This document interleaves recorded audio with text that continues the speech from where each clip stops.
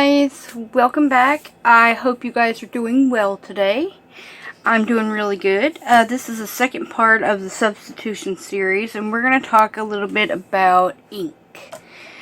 And things that you can use if you don't have ink. Now, when I say ink, I'm usually talking about like distress ink,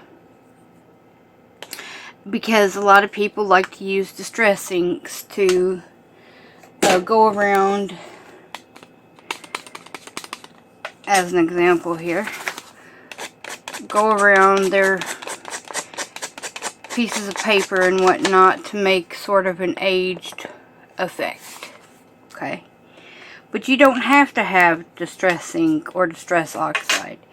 If you have an archival ink, it'll do just the same thing, and it'll be water resistant. This here is just a pigment ink stamp pad. I'm not sure what color this is, so let me grab a brush here.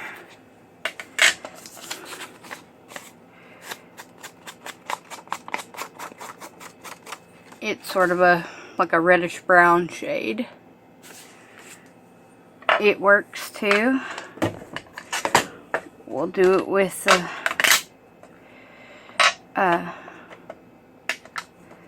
I'll just use the same one, it don't matter. You can use the same with the archival ink.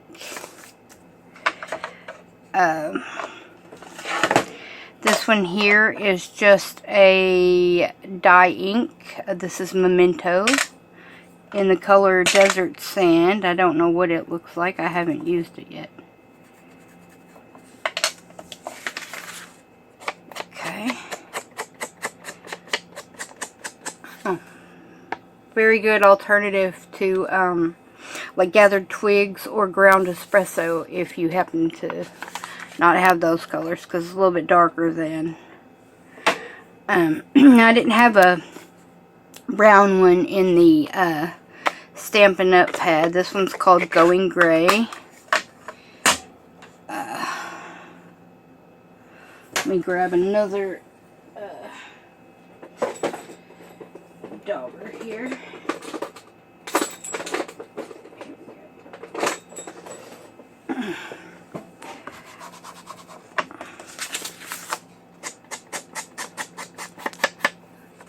And it's just kind of a lighter shade. But you can stamp, of course, with any of those. I've got a little stamp here.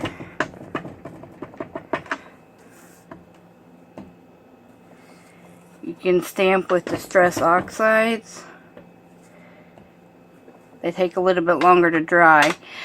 The difference between distress inks and oxides is distress oxides are a blend of pigment and dye, and I believe distress ink is just a dye ink, I think. I'm not 100% sure. But you can stamp with vintage photo as well. You can stamp with archival ink. You know, basically any stamp pad that you have, you can use. Wipe that off. And we'll use the Desert Sand. Alright. So any of those can be used to stamp with, which is great. But what if you don't have any stamp pads and you still want to get the aged effect? That's not a problem. Not a problem at all. This is makeup. This is an old, like a bronzer palette thing. You can just swirl it all across the different colors.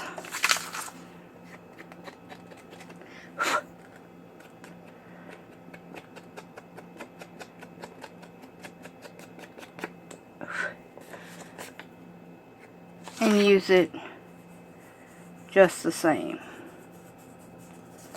And it will give an aged effect to your paper as well. Now, of course, you may have to clean it up a little. You cannot stamp with these, but it will give an aged effect. Now, another thing that you can use is brown shoe polish. This is water resistant when it dries. Just use a ink pad here.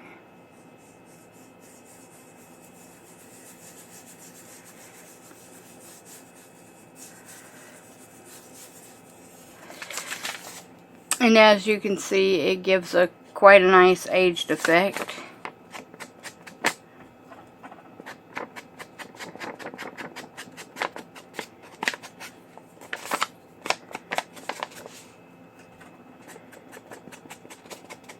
And you can even just do the sides of your paper as well if you wish.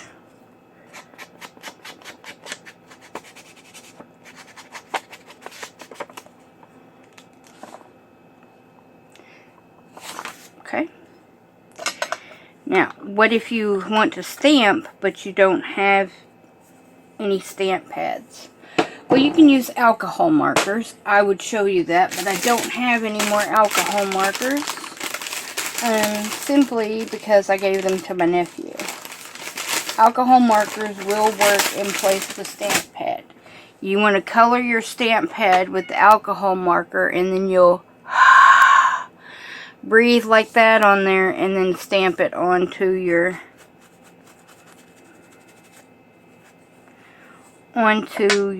paper or whatever it is that you're wanting to stamp on. Now, I have these watercolor markers, little brush markers.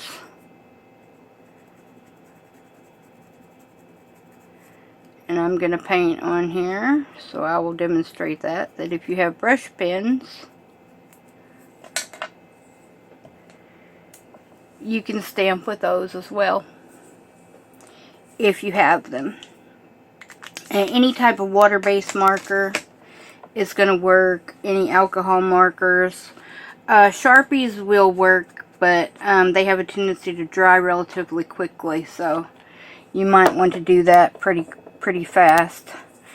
Watercolor paints will work, and last but not least, you can stamp with acrylic paint.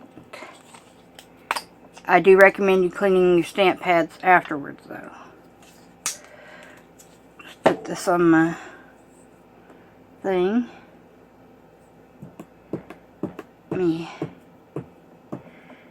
There we go.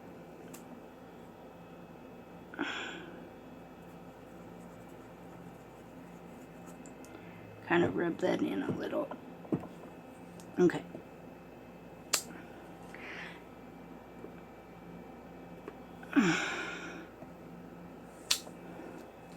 It's not perfect, but it can be done. But I do recommend that you clean your stamps afterwards, because you don't want that to dry on there. But I just used a baby wipe to wipe that up. But if you fill it up, you can take another piece of paper and kind of stamp off a little bit on there, and you're getting a better impression.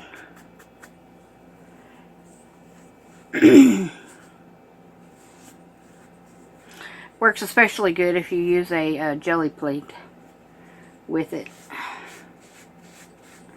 I don't necessarily care about the wood on the peg stamps having paint on them, but you don't want the rubber to keep the paint on there. Okay. You can use the acrylic like cling stamps and the photopolymer stamps as well.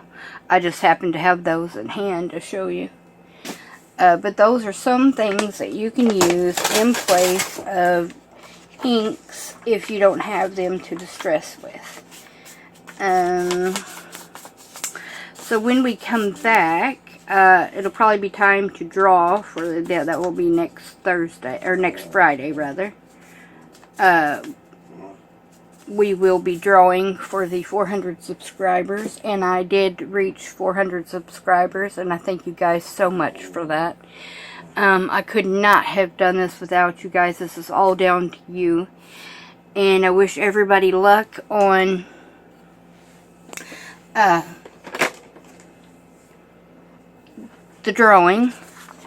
But also, when we come back, I will continue the substitution series, of course. But I do have a little project that I would like to work on. I want to make an ephemera holder. It's going to be with sugar skulls. I got a beautiful,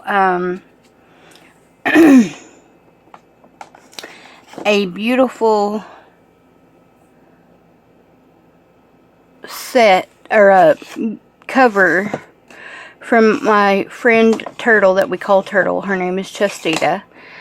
And I want to make an ephemera holder out of it because it was a cover and she thought I could do something with it. And it's beautiful. I'm just waiting on a package to come in before I start that. But yes. So that is the plan. And then I do want to do some more journals and stuff too as we go on. But I wanted to share that with you because I know a lot of people don't always have supplies starting out and whatnot. And you don't have to go out and buy a bunch of stuff.